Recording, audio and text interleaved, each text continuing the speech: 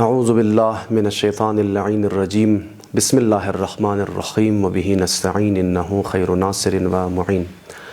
السلام علیک یا ابا صالح المهدی. امورنگا که خبر استین ولادتی با سعادتی آقای امام زمان ارواحنا له الفدا منجی عالم بشریت 15 شعبان نزدیک است. یک چند نکته را دمزی سلسله می خواستم خدمتی تمام عزیزان و منتظران آقای امام زمان عرض کنم. یک نکته که بسیار زیاد نگران کننده و منفی نکته است او یکی امورنگا که شب برات نزدیک میشه که البته من مردم در نام شب برات مشهور است، در حالی که شب ولادتی آقای امام زمان علیه السلام است. متاسفانه نو نسل ازمو جوانهای ازمو نوجوانهای ازمو چیکار مونن در شبهای نزدیک و مخصوصا در خود شب ولادت امام زمان سلام الله علیه پټاخی بازی مونن که واقعا از گذشته چندین سالها که استمو زیاد تاکید کدری استیم هم خود پدر و مادرها و هم خودی نوجوان نسل رکی امی کار هم از نظر عقل هم از نظر شریعت و هم از نظر قانون بسیار کار منفی و قابل مذمت است. از نظر شریعت اگر انسان توخ کنه، از نگاه روایات اگر توخ کنه، این کار واضح ترین مثالی مردم آزاری است که این جوانها و نوجوانهای ازمو متاسفانه شب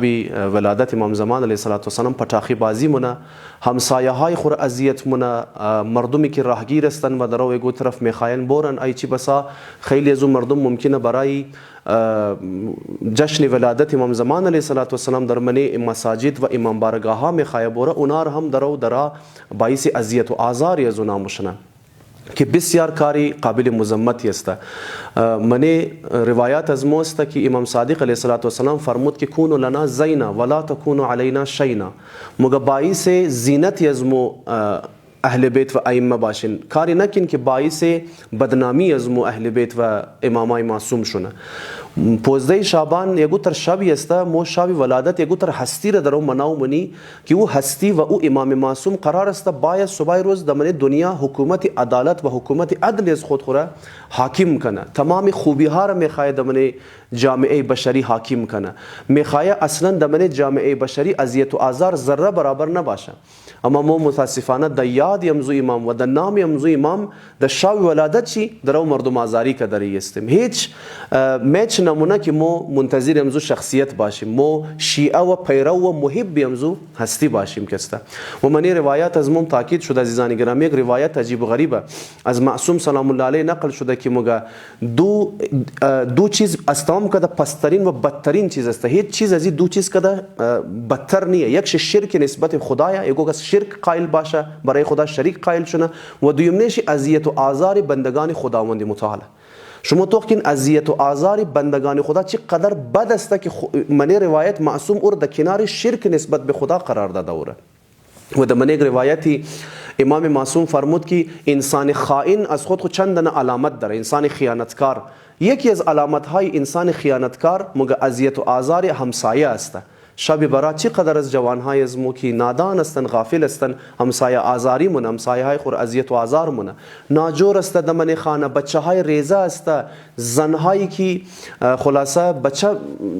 در شکم دارن اونا وجود داره، قد سر و صداها و قد آوازی خلاصه پټاخیا که است اونا ترس مخرن. ممکن است گویش از خاطر امزی چند سال پیش یک دن زن بیچاره هارت اتک شد مرد، خب بالا گناه قتل زو در گردن کیه؟ قطعا در گردن امزو کسایی است که این کارار کده و باعث مرگ زو پیرزن شده. امیرنگای گودن مادر اگر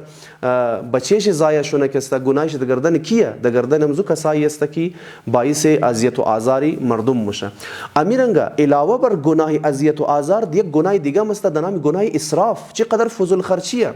د حساب لاک‌ها روپیه د یک شاو یا د چند شاو که است جوانهای از مور پدر و مادرش پیسه میده اونا مور خرچ مونه. چی کار مونه؟ ایگو کاری خوب مونه؟ نه، درو قچی گناه کدریه. من جامعه امنیت را از بین مبره، آرامش مردم را از بین مبره درو. این گناه اسرافه، ضایع مونن، خرچ مونن پیسه خو. اونمو پیسه ها را عزیز من برین در شب برات یا در روز 15 شعبان د یاد امام زمان برای سلامتی امام زمان برین د نیازمندا د فقیرا و د غریبا برین کمک کنین، خانه گو ادب راشن ببرین.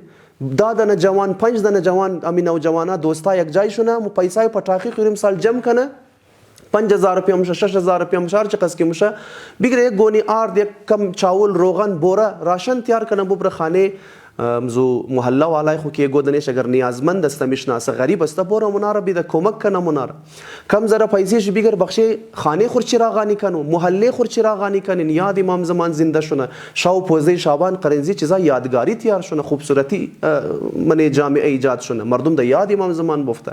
اما متاسفانه قد پټاخی زدن اینا هم مردم آزاری والا گناه را مرتکب شمشی و هم گناه اسراف و فضول خرچی د گردن از ممایه که امام معصوم فرمود اسراف یعنی فضول خرچی باعث از بین رفتن برکت از من زندگی میشه هم از زندگی زو بچه و هم از زندگی پدر مادرش که پیسه رو میدوره امام معصوم د ونی روایت دیگه فرمود که اسراف و فضول خرچی باعث فقر د من زندگی میشه و یک روایت دیگه است که امام معصوم فرمود اسراف کدو کار انسان های شیطان صفت است